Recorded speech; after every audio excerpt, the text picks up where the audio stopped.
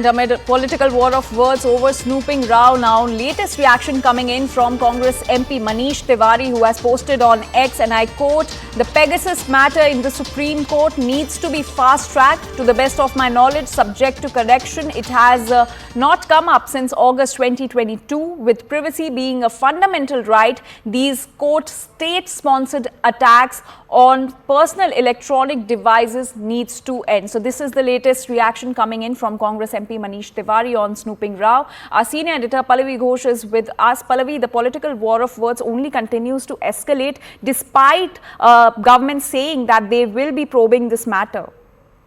Yeah, but the opposition parties are certainly not convinced, because they feel that on the Pegasus issue, the BJP keeps on making the point that we did not give our cell phones to them for monitoring, which everyone has a right to refuse.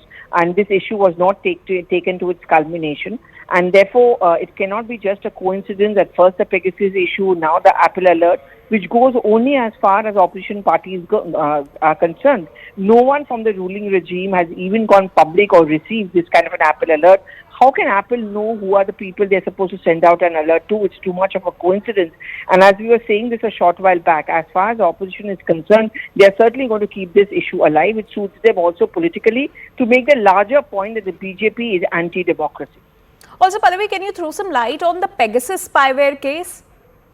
So when the Pegasus spyware case came out, it first came out through those WikiLeaks, and there was this a probe and investigation which was done, which showed that there was a spyware which actually has its genesis to Israel, which could be found in the software, embedded in the software of many cell phones. And what at that point of time opposition parties, including Rahul Gandhi, in fact his phone too was, according to him, inflicted by the Pegasus spyware. It actually is used as a snooping device and to monitor. And what the opposition parties said, led by the Congress, was that this Pegasus software was embedded by the government because they were snooping in on the political activities of selected politicians. The matter went to the Supreme Court. The Supreme Court also asked these politicians who had complained to deposit their phones so that the probe could take place, and many of them did not even do that.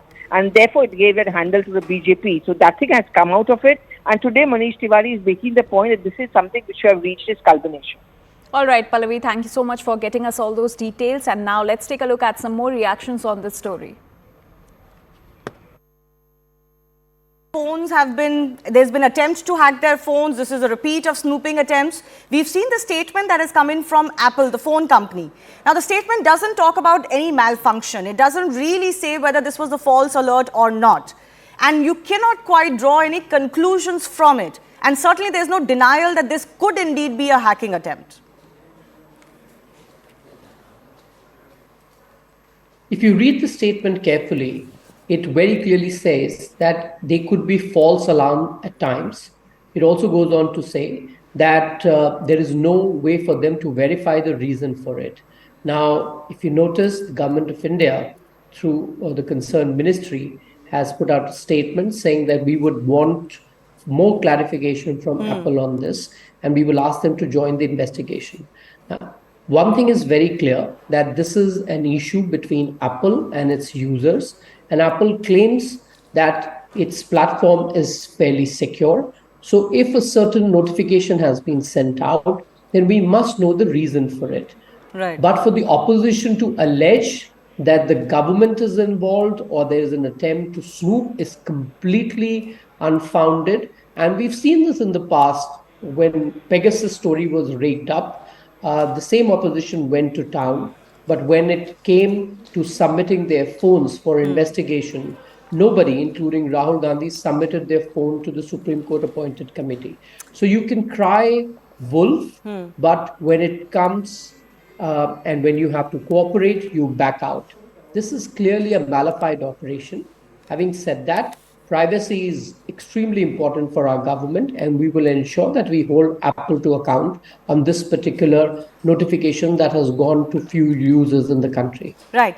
But you know, the other curious aspect, Mr. Malviya, which is unexplained, is how come only opposition leaders have received this notification? I'm sure BJP leaders, if they had received it, would have come out in the public with that information that they received it too. Only opposition MPs have got it is not the truth. I know people who head think tanks, who work in policy space, have also got such notifications. And for all you know, a lot of other people may have also got it, but the few who the media would love to take on definitely made a lot of noise, which included people from the opposition. I heard a few statements, they were so outlandish that I don't even want to react to them.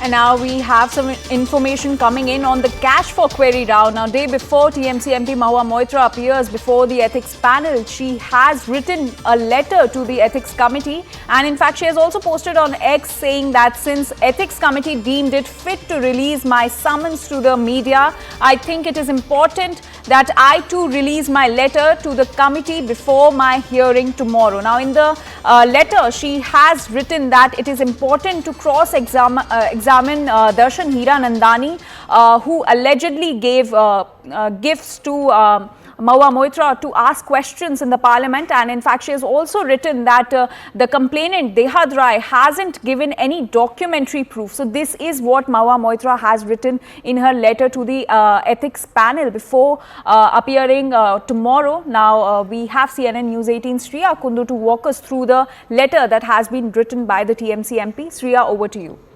Right, Anjali. Well, here we have the post that has been made by Mahua Moitra on the social media platform X. It's a 2-page letter where she's written that since ethics committee deemed it fit to release my summons to the media, I think it is important I too release my letter to the committee before my hearing tomorrow. Today is the 1st of November and she is to be appearing in front of the committee on 2nd of November, as we know. Now, she has mentioned, as you rightly mentioned, that the complainant Shri Deradai has provided no documentary evidence to back his allegations.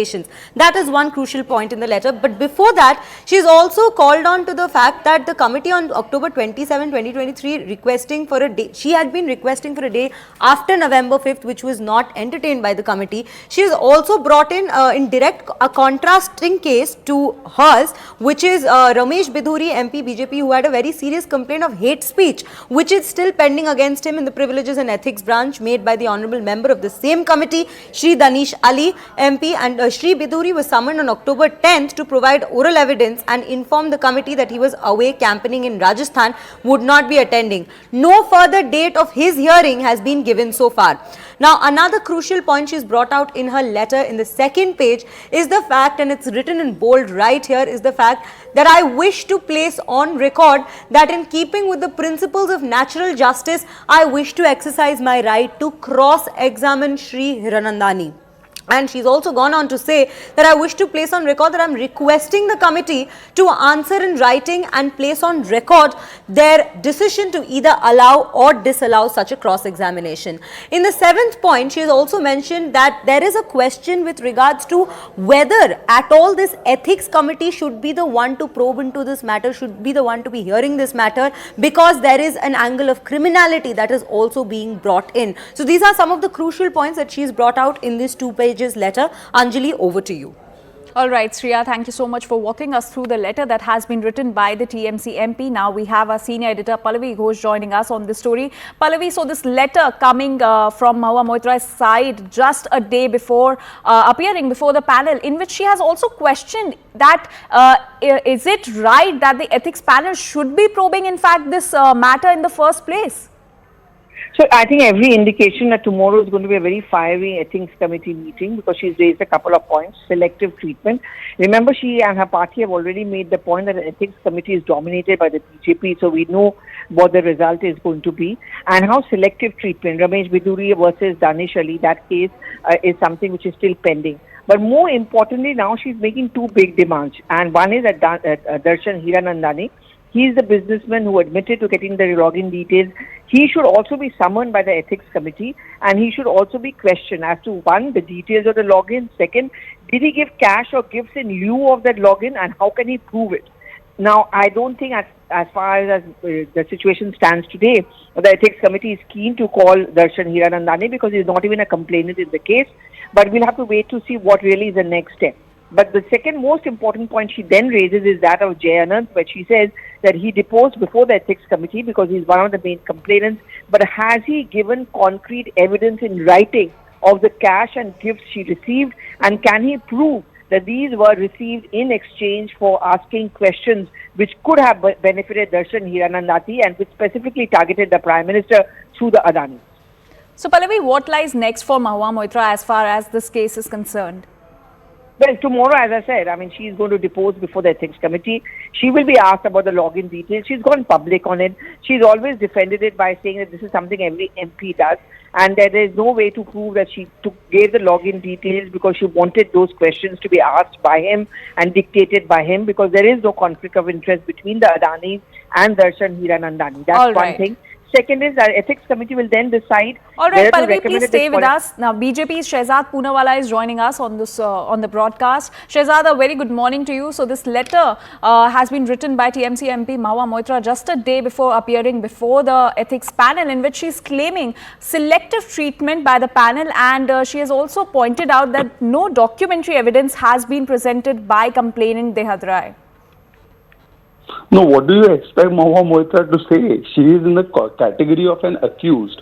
She has come to Zaka's show and acknowledged that she has wrongfully and illegally given the login and password to a person operating from foreign soil with a conflicted vested interest. And now an accused is setting terms and conditions to the ethics panel, saying do this, do that, you should do this, you should do that. I have never seen. I mean, this is like Afzal Guru telling the court that you will try me in this way. That's not how it works for Mahua Moitra. Mahua Moitra, if she has any decency or propriety left, she should set her own standards on herself and resign, first of all. Secondly, her lousy arguments are not being brought by her own party. Her own party did 4 press conferences of Jyotipriya Malik, but they are unable to, or they refuse to even side with her. So clearly they also feel that the kind of things she has done, quid pro quo, corruption, sharing parliamentary login, causing a damage to national security, and so on and so forth, these things are something they don't want to even defend her. So I think rather than play this victimhood card, rather than give these interviews on television, go to the ethics panel, depose there, and let the ethics panel do its job rather than, educate them what to do. All right, Shehzad. Another big point that she has made in the letter is that she has also questioned whether the ethics committee is the appropriate forum to examine the allegations that have been levelled against her. No, then what is the appropriate forum? Rahul Gandhi's Darbar? I mean, what is she saying? I mean, what is the appropriate forum and who is she to decide that? The wisdom has decided that the ethics panel will decide this. Who is Mahua Moitra to decide which is the appropriate forum? If she has a problem with the forum, go to a court of law and ask the proceedings to be stayed. Why doesn't she go there? Why don't she go in a petition to the Supreme Court or the High Court and say that ethics panel is not the place where I should be given a platform, it should be something else. She's at liberty to go to court.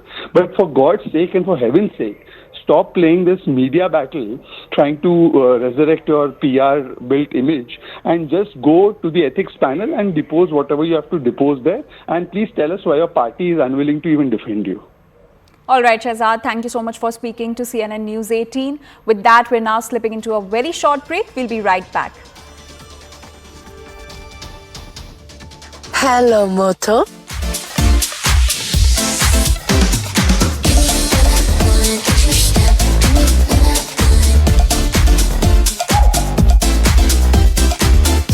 Hello, Moto.